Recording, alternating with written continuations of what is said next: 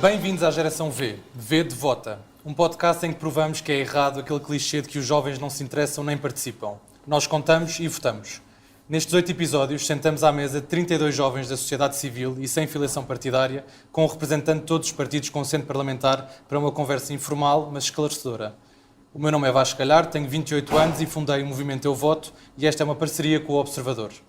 Hoje convidámos para um café Pedro Fidalgo Marques, 37 anos, é diretor da Oeiras Dance Academy, uma instituição promotora da cultura para todos, com especial enfoque na dança.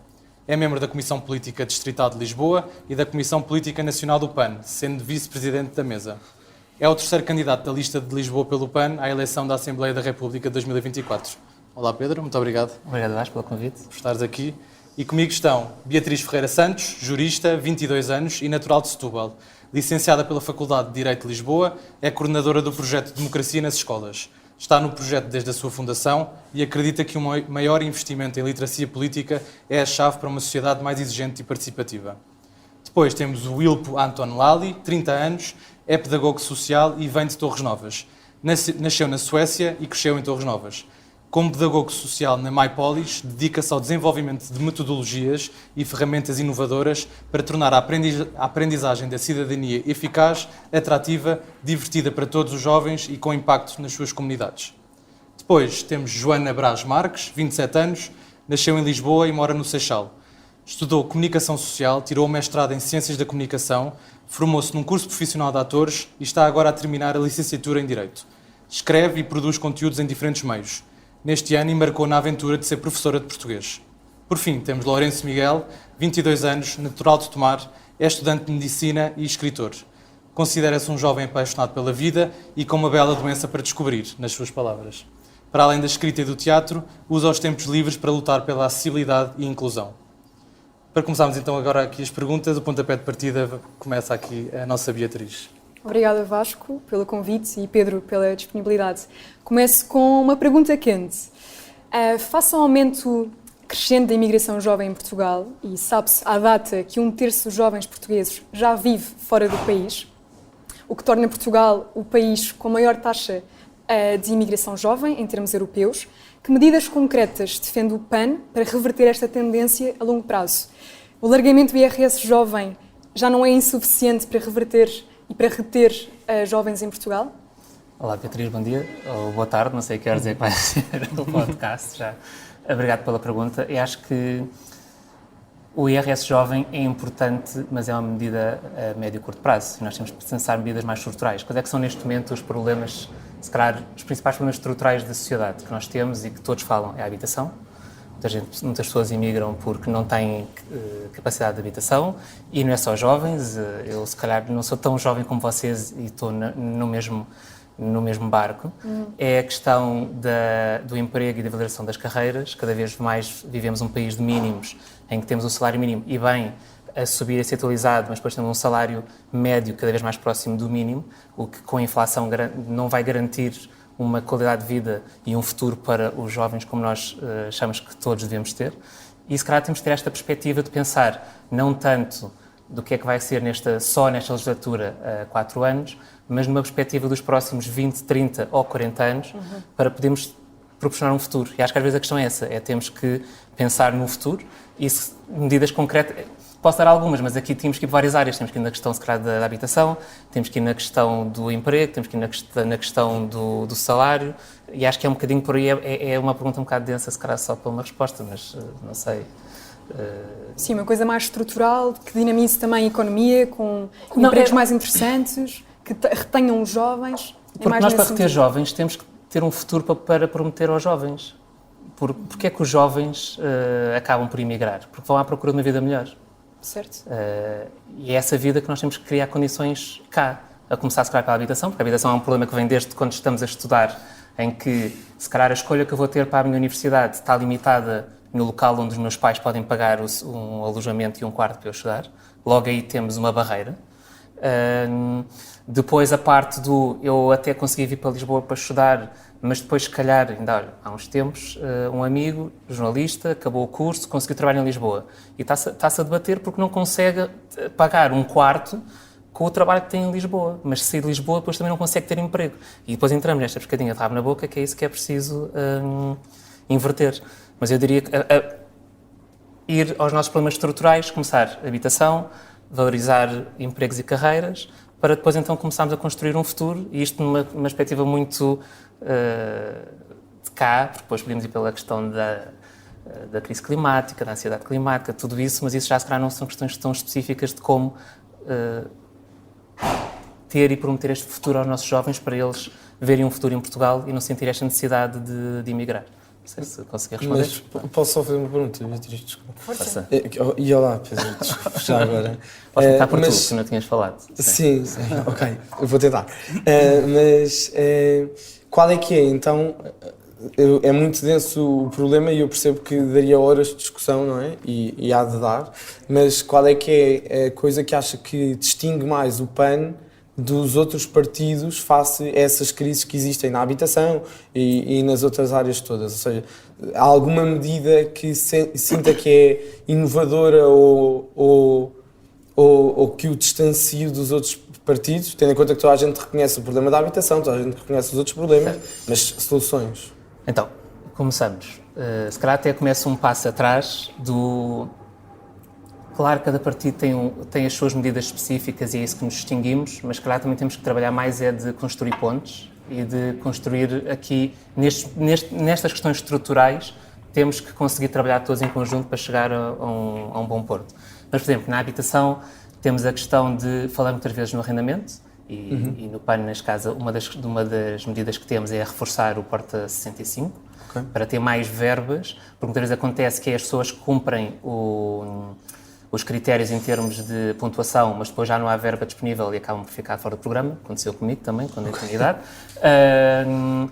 E é a questão do arrendamento acessível, de poder majorar o IRS, ou seja, neste caso, ter uma maior dedução de IRS, maior dedução de IRS para quem porque tem arrendamento acessível, mas depois também não podemos negar, e nisso o PAN não fica preso, às vezes, a questões ideológicas, que os jovens têm que ter direito a ter casa própria. Ou seja, a questão da propriedade privada é algo que também deve ser valorizado. Não podemos, o facto de sermos um centro progressista permite-nos não ficar aqui espartilhado, às vezes, uma ideologia. E nisso tem que ser a questão de termos, por exemplo, voltar a ter juros bonificados, que os nossos pais tiveram acesso para comprar a casa, a questão também dos impostos na compra da casa, como do IMT, do imposto de selo, isentar ou garantir melhores condições para não ser um peso. Todos sabemos comprar uma casa, temos de ter 10 ou 20% de entrar na casa. Depois, mesmo com tudo isso, não se financia os impostos e são mais de 10 ou 20 ou 30 mil euros de impostos. E isso são coisas que o Estado pode fazer para ajudar, e acho que é esse o caminho para podermos, assim, com 3 ou 4 medidas, ir ao encontro da necessidade de habitação. Se calhar nos rendimentos, se calhar já estou a roubar perguntas a alguém, não sei, mas olha, vamos avançando. Por exemplo, o Governo e o Estado podem dar o exemplo que perguntou assim, como é que nós encaramos a questão do achatamento da curva dos salários mínimos para os salários médios? Claro que uma das propostas do PAN é a questão da revisão dos escalões de IRS, para não penalizar tanto a classe média, mas depois, por exemplo, o próprio Estado, nas suas carreiras que regula, que já não revê, há carreiras que são revistas desde 2002, 2007, 2017, pode dar o exemplo e rever essas carreiras, porque se o próprio Estado der o exemplo e subir, também está a dar um sinal para depois para as empresas privadas poderem acompanhar. E acho que nós temos que liderar pelo exemplo, e por isso, nesse caso, acho que depende de quem está à frente liderar pelo exemplo. O Wilp tinha aqui umas perguntas sobre habitação. Não sei se queres acrescentar alguma coisa ou se podemos seguir... Não, tinha aqui relativamente à habitação, de facto, o Pedro respondeu e partilhou as propostas do PAN. Eu gostava de saber também relativamente aqui à questão da mão de obra qualificada, uma vez que há uma grande dificuldade de retenção desta mão de obra e há uma grande facilidade de apropriação desta mão de obra qualificada pelos países de fora e que faz com que ficamos desfasados face à competição com outros países da União Europeia, por exemplo. Ok. E se calhar começamos por aí realmente, a nossa formação superior é bastante boa. E é algo que temos um ensino público e privado, mas principalmente o público bastante bom, que formamos bons jovens e é um investimento que temos de tentar reter. E há a questão do IRS jovem também, e agora da devolução, mas claro, estamos a pensar nos paliativos, mas voltamos à questão, ou seja, andando a circular aqui nas mesmas perguntas, porque para podermos reter esses jovens qualificados temos que lhes dar condições para ficar. É a mesma coisa, ou seja, temos que perceber em termos das diversas carreiras, e aqui quando falamos em mão de obra qualificada temos todo um conjunto de centenas de carreiras, que se calhar passa por isto, passa pelos rendimentos, da revisão dos rendimentos, da revisão dos escolas de IRS, da questão da habitação, da questão de poder construir um futuro, da questão, por exemplo, que o PAN defende, que temos que rever o nosso modelo de valorização, se me permitem o termo, se calhar não é o termo mais correto, da nossa país e sociedade, em vez de nos regermos pelo PIB e só pelo rendimento que criamos, temos que passar a valorizar e, se calhar, a fazer esta avaliação dos países, né, que nós falamos do PIB e quanto é que crescemos, pela felicidade e pela questão do bem-estar. E há vários países nórdicos que já usam esse indicador também para isso, seja do bem-estar, e nós continuamos só a reger-nos por um indicador meramente económico, economicista. E, se calhar, esse é um primeiro princípio até para podermos começar a mudar a nossa forma de ver a sociedade e de encarar o que é o nosso futuro. Deixarmos de ser simplesmente, o meu objetivo é produzir mais, o país tem que crescer no PIB. É importante, porque precisamos realmente gerar riqueza, porque é o mundo em que vivemos, mas, se calhar, se começarmos a mudar a nossa forma de estar, o nosso foco, para um foco mais virado para o bem-estar e para a felicidade, provavelmente vamos conseguir chegar até a um melhor porto e ter novas formas de interação na sociedade. Isso até quando o programa do PAN ainda não está disponível, ao dia de hoje, irá estar. A nossa postura tem sido de ouvir a sociedade, e até em off uma das perguntas foi feita. Temos estado a ouvir diariamente várias associações da sociedade civil, mesmo os nossos filiados, simpatizantes, para poder ir de encontro realmente às necessidades que existem na sociedade portuguesa. E mas um dos primeiras introduções que existe é justamente esta. Temos que mudar a nossa forma de ver a sociedade, não meramente como o PIB, mas também pela parte do bem-estar e da felicidade como um indicador importante para nos guiarmos.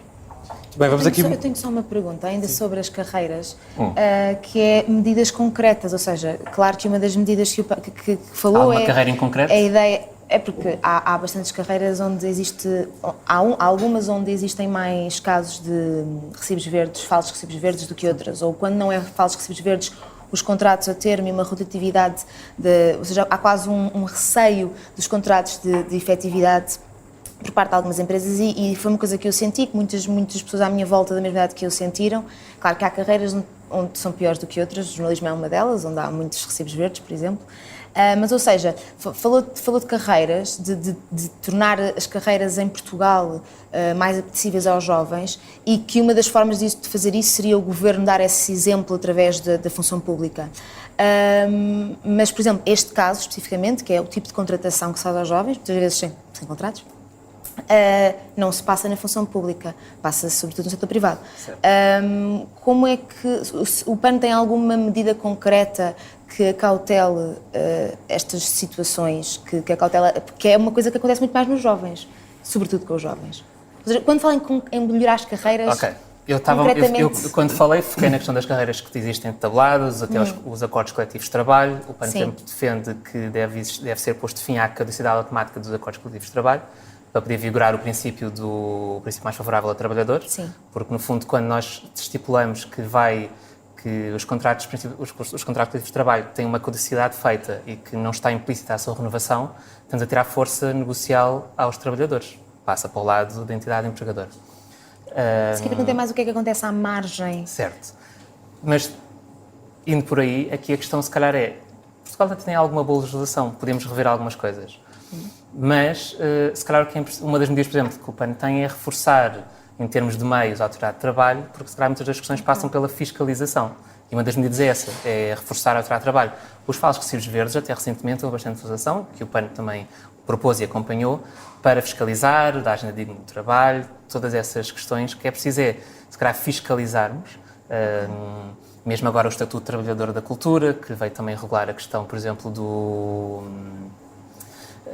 até dos vínculos de trabalho, inclusive até que foi uma coisa que não foi tão consensual, que flexibilizou até algumas questões em termos de prazos, que aumentou os prazos em relação ao Código de Trabalho, mas depois se nós até aprovamos medidas no Parlamento e depois elas não são executadas pelo Governo, ou depois não são fiscalizadas, também entramos. Mas uma das medidas concretas é essa, é reforçar os meios da Autoridade das Condições de Trabalho para podermos evitar algumas dessas situações. E os falsos recibos verdes é claramente um deles. Voltando atrás ao exemplo, não podemos depois também ter o Estado a ser o primeiro a dar um mau exemplo, às vezes, na contratação por recibos verdes. Joana, podemos continuar contigo aqui uma mudança de tema sobre a saúde mental? Sim, então, eu trago aqui uma pergunta sobre saúde, que é, os dados que a União Europeia nos apresenta nos seus sites oficiais é que o suicídio é a segunda maior causa de morte na juventude e que a primeira são os acidentes de viação. Ou seja, se olharmos para estes dados, percebemos que não há nenhuma doença física que mate mais jovens do que a doença mental.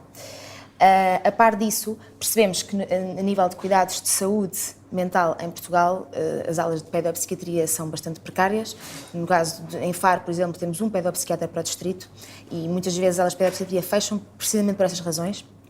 Em termos de psicologia, temos cerca de 1000 psicólogos, estou a dar números redondos, cerca de 1000 psicólogos no SNS, desses 1000, cerca de 1300 estão nos cuidados de saúde primários. Sabendo nós que no privado uma consulta de psicologia custa entre 50 a 60 euros e que um tratamento de alguma questão mental num psicólogo não basta uma consulta, são precisas recorrentes consultas e, portanto, estes 40, 50 euros, 60 euros estão multiplicados por vários. Portanto, a minha pergunta é, tendo em conta que há um tema tão premente nos jovens, ainda hoje o Rodrigo do PAN dizia um dado que também é muito assustador, que é a principal causa de abandono na universidade dos jovens é a saúde mental. E, portanto, quais são as medidas concretas que o PAN tem para reforçar os cuidados de saúde, que não tem que passar pelo SNS, mas, ou seja, que torna acessível os cuidados de saúde mental aos jovens? Isso é um tema até particularmente especial para mim, porque eu, quando era mais jovem, debati-me com questões de saúde mental. O PAN tem medidas que começam por várias partes. Uma é... Primeiro, temos, no caso até das universidades, existe, por exemplo, uma lacuna que as universidades públicas têm um serviço de psicologia que tem que ser reforçado, e uma das medidas é reforçar esses psicólogos, mas depois, por exemplo, para os jovens de universidades privadas não têm acesso a nenhum serviço de psicologia de apoio. Têm que ir para o privado, pagar os... Eu já vi consultas a 70 euros de psicologia ultimamente. Sim. Se calhar há 20 anos eram 35. Sim. E a ideia é poder haver esse apoio para os jovens também que estão no ensino superior privado terem acesso também a serviços de psicologia. E depois Psiquiatria, não é? E psiquiatria, sim. Mas neste caso, como falámos dos psicólogos, e se calhar mais no acompanhamento de prevenção, não não é? só na universidade, isso é um dado para percebermos que é tão importante nos jovens. Mas nós começamos logo pelas escolas. As escolas, ou seja, devia existir a questão dos psicólogos mais na escola, não só vocacionais, mas também dar apoio, que não existe. Existem números que dizem que devia existir um psicólogo para cada 500 pessoas, que não existe, e o PAN, uma das medidas é trabalhar para chegarmos a esse indicador. Mas com contratação pública? Ou seja, que esses psicólogos façam parte... Idealmente o SNS deve reforçar as suas... Como falou na escola... Sim, agora eu falei da escola, ou seja, se é através do Ministério da Educação ou se é através do Ministério da Saúde? Neste caso, a escola será através do Ministério da Educação. Okay. Mas a esse par, o Ministério da Saúde também tem que reforçar os seus quadros, principalmente nas unidades de saúde dos cuidados primários, porque nós muitas vezes falamos aqui uma hospitalização da saúde, que é o nosso foco em toda a discussão que vemos, até na comunicação social e tudo, é sempre os hospitais e a crise nos hospitais. E esquecemos que o problema da saúde, e já estou a desviar do tema, mas vou voltar, está antes e está depois, que é os cuidados primários. Exatamente. E depois os cuidados continuados, ou a parte social, que as pessoas não têm por onde ir e também ocupam, às vezes, camas nos hospitais.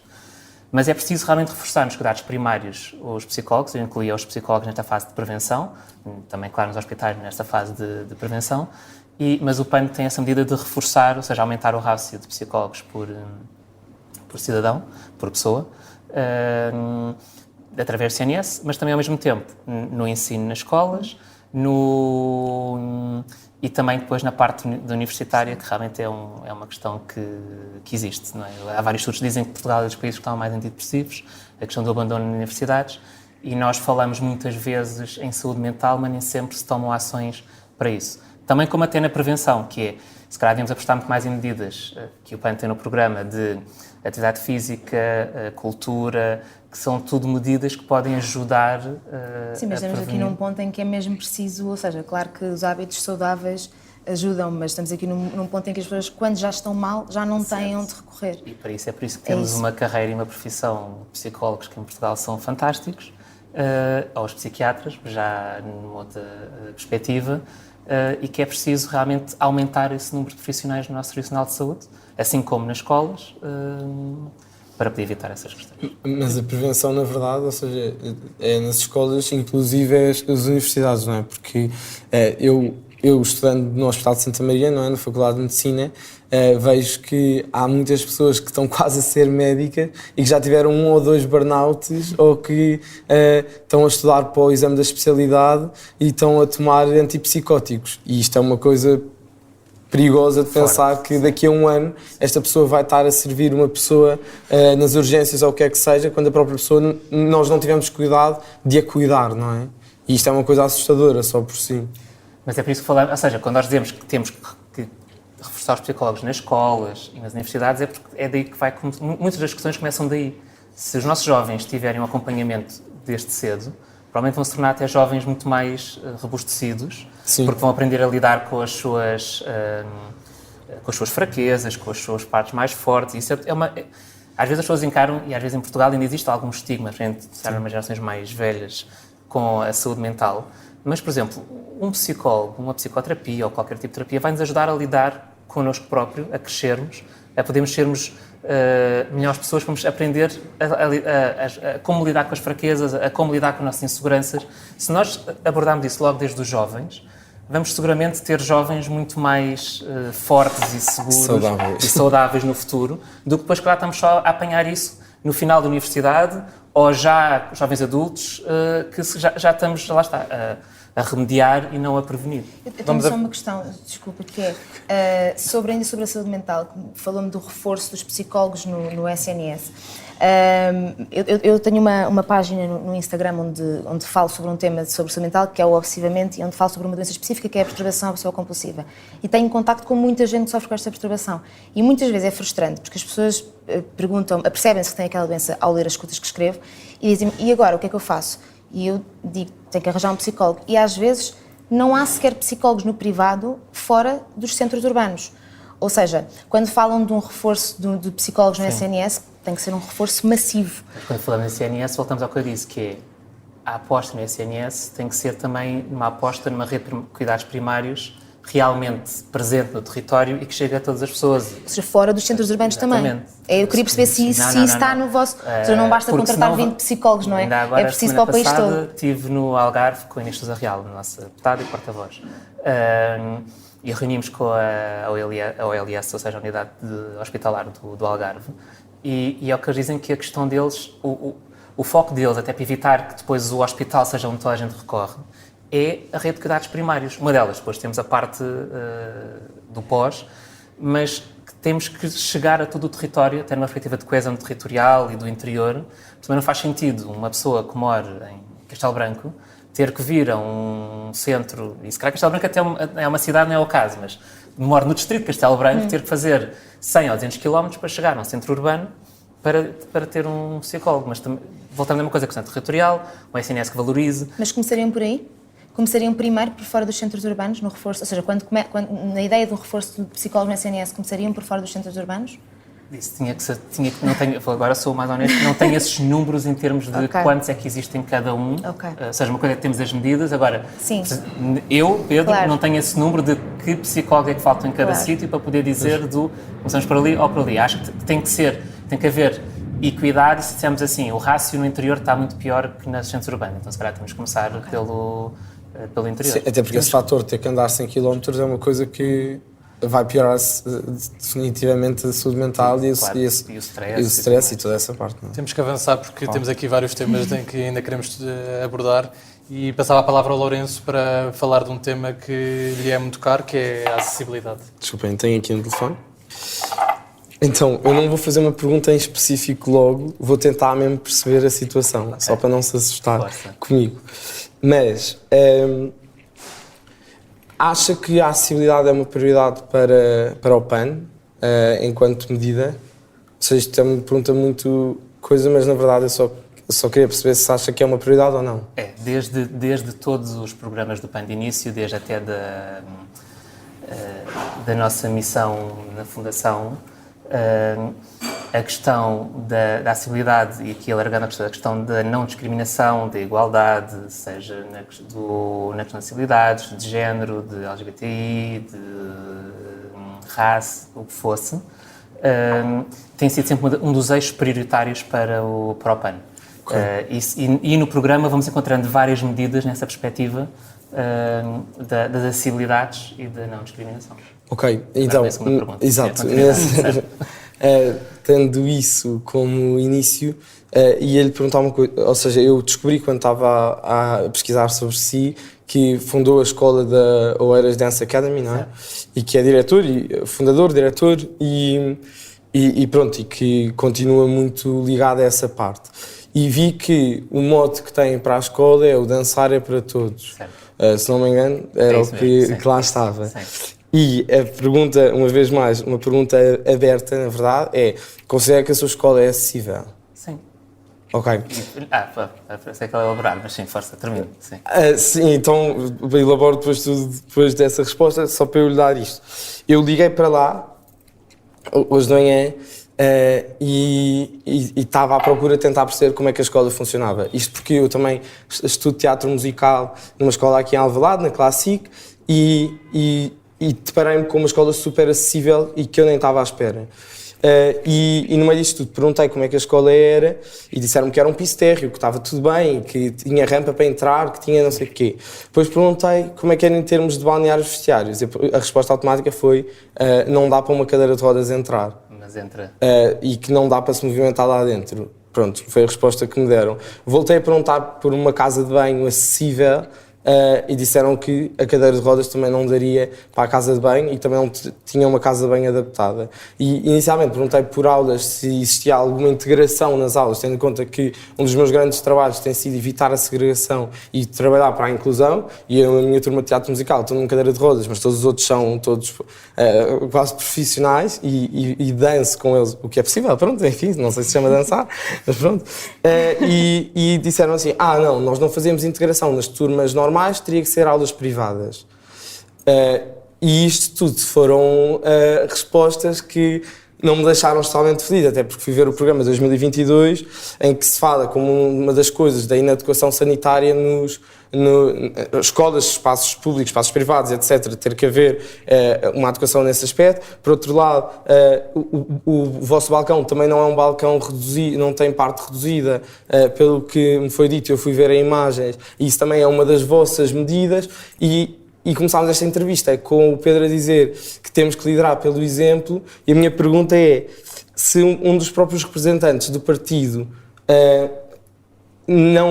não segue na sua propriedade, no seu projeto, aquilo que está a pregoar, como é que é possível eu ter credibilidade, ou sentir que vocês têm credibilidade, querendo eu coerência no plano? Ok, então vamos começar por partes. Claro. Primeiro, alguém vai ter que reforçar a formação lá, porque essas informações que deram não correspondem.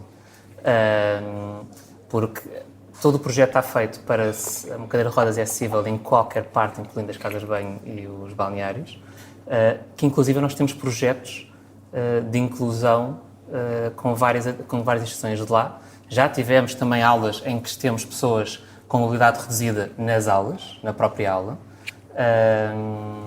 E às vezes eu acredito, se calhar, quem possa ter respondido a isso, não sei quem é que estava hoje, quem é que respondeu a isso, mas possa ser da questão, às vezes, do receio de como lidar e jogar à defesa, mal, porque não é a nossa forma de trabalhar. Certo, mas eu liguei 2 vezes diferentes a perguntar em alturas diferentes do dia até.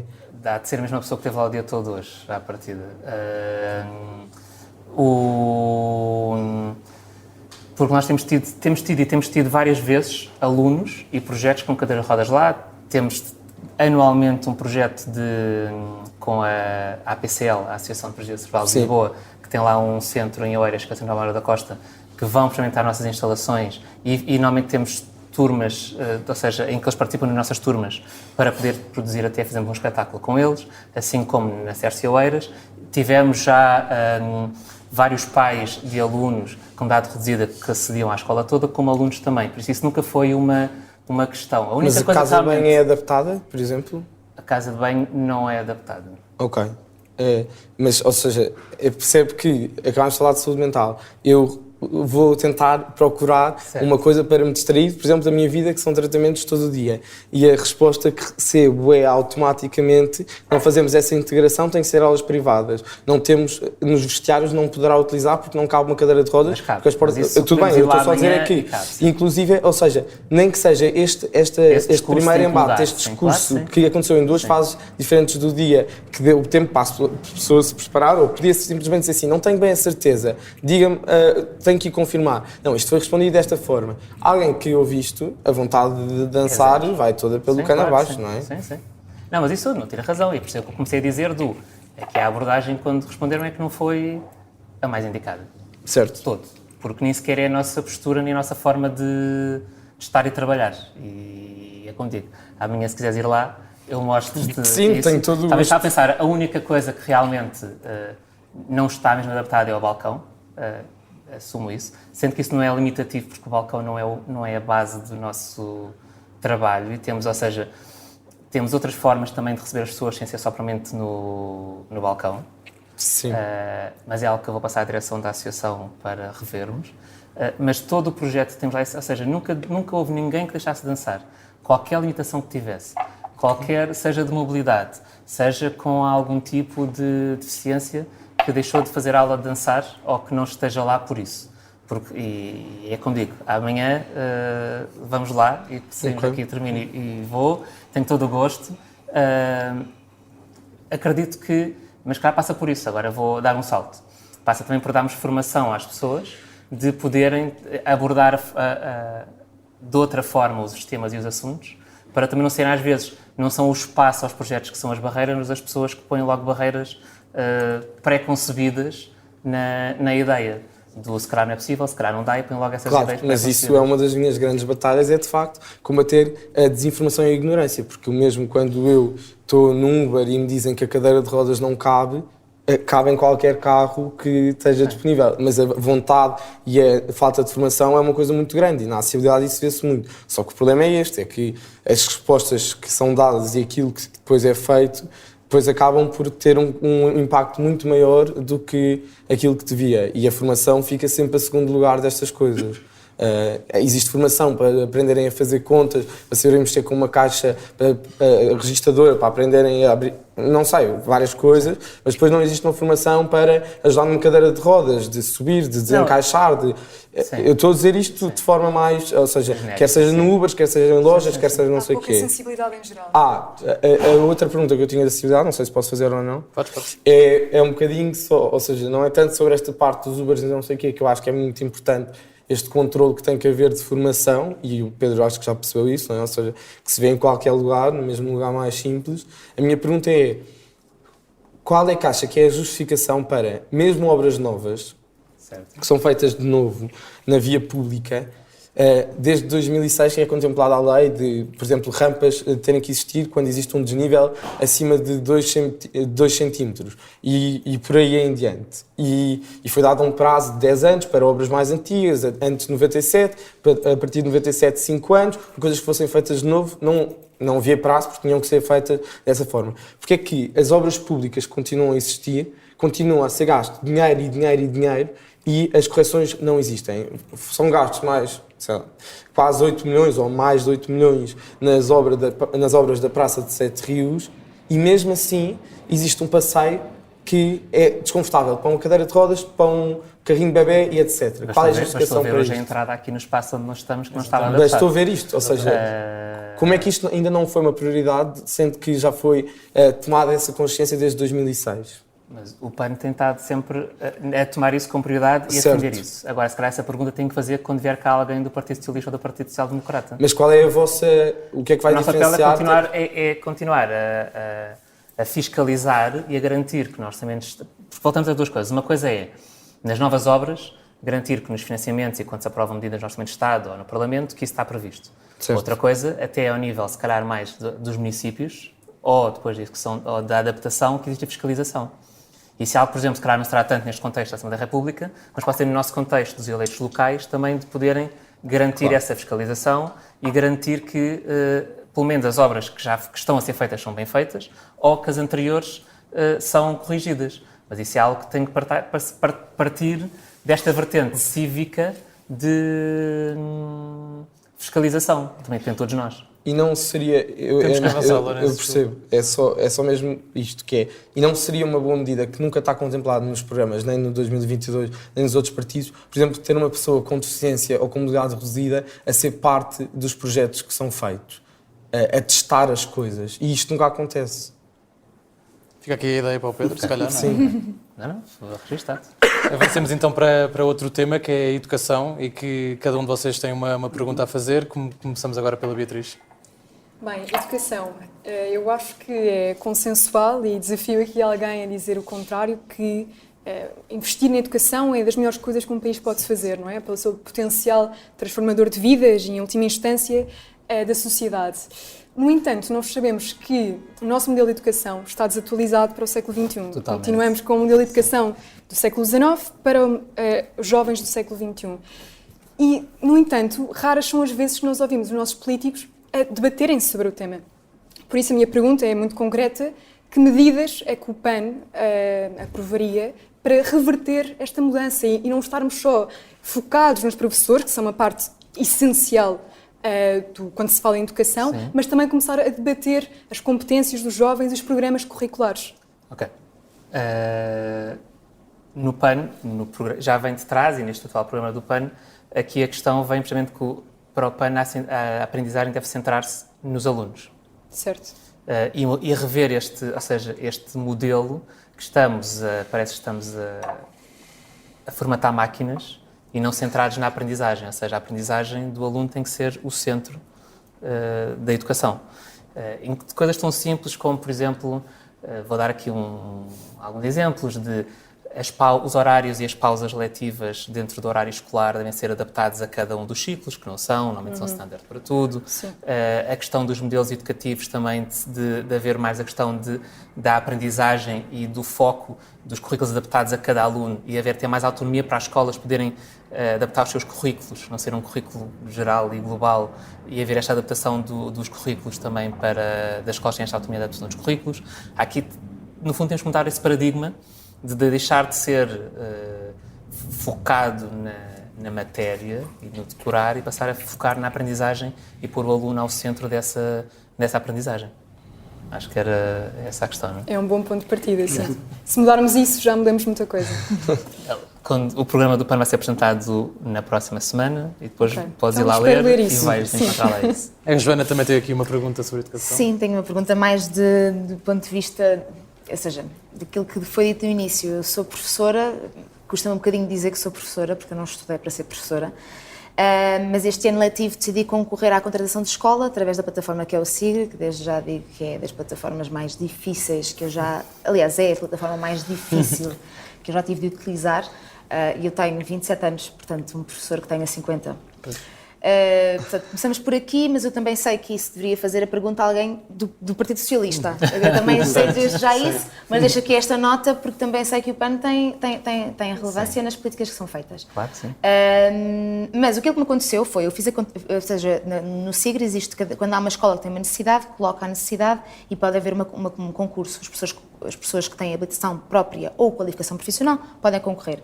Uma pessoa que tem a qualificação profissional é uma pessoa que estudou a docência.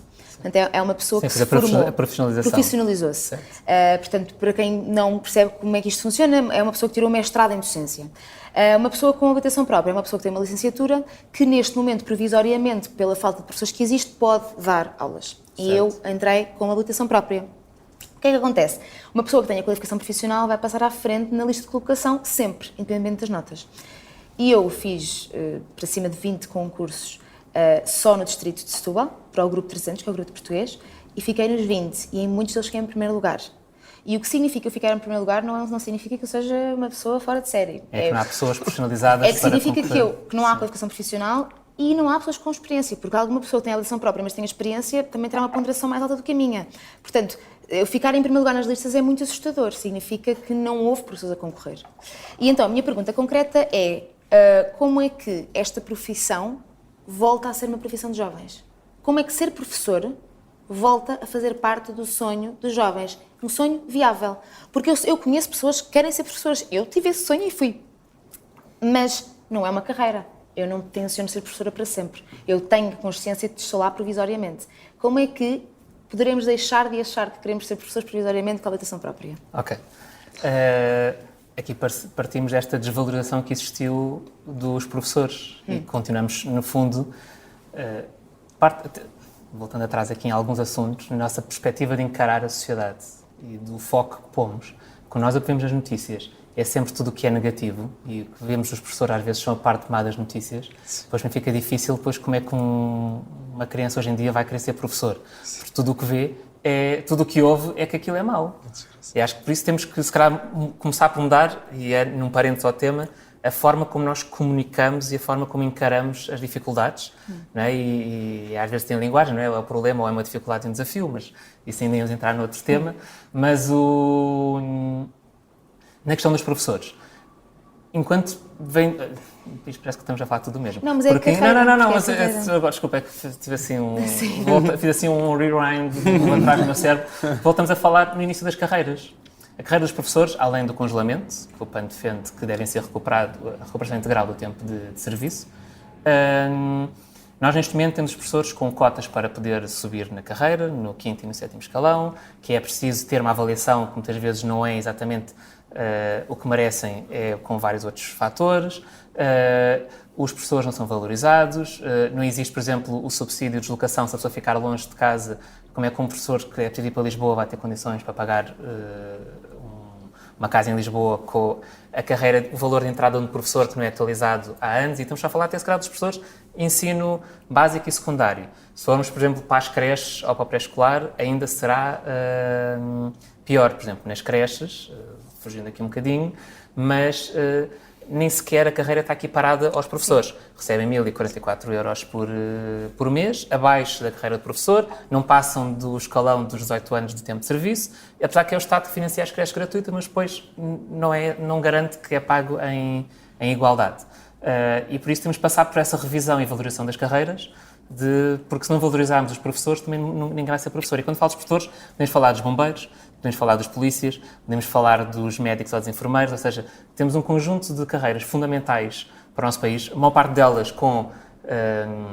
são direitos garantidos na nossa Constituição, mas que depois não estamos a valorizar e que, a certa altura, as pessoas já não querem ir porque essas carreiras não estão de todo valorizadas nem atualizadas.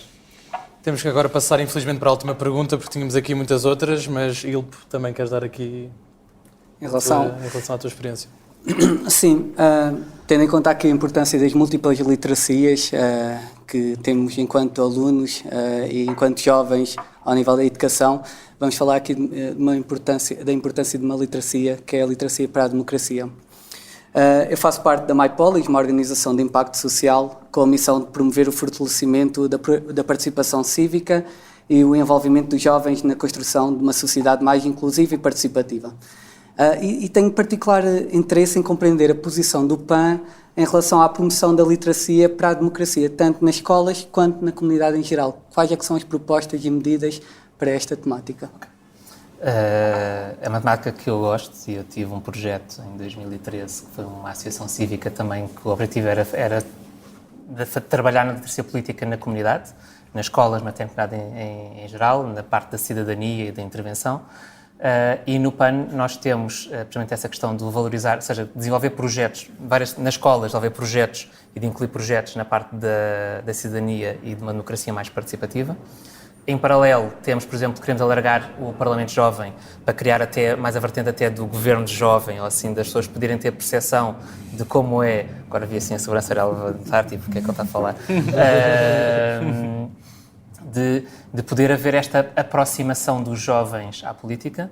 Temos também, por exemplo, a proposta de baixar a idade de voto após 16 anos, apesar de não ser exatamente o que estamos a falar agora, mas é uma forma também dos jovens sentirem que a sua voz é valorizada e que contam para as decisões que são tomadas, mas passa muito por desenvolvimento, e no programa vou encontrar isso, de projetos que possam, nível escolar, que é onde nós temos a atenção nos jovens, poder educar e inserir mais os temas da cidadania e da participação no currículo. Se calhar outra medida, não tanto nesta questão de educação e cidadania, mas de uma aproximação defendemos a redução das assinaturas numa petição para 4.000, por exemplo, ou nas iniciativas relativas cidadãs reduzir para 12.500, numa forma de poder não criar barreiras e dificultar, como foi feito nos últimos tempos, mas facilitar o acesso dos cidadãos e a participação dos cidadãos na democracia. Porque muito do que se calhar falámos hoje resolvia-se até com uma maior intervenção. Ou seja, se todos nós, e não é o vosso caso, porque é esse que estão aqui, mas quando digo todos nós,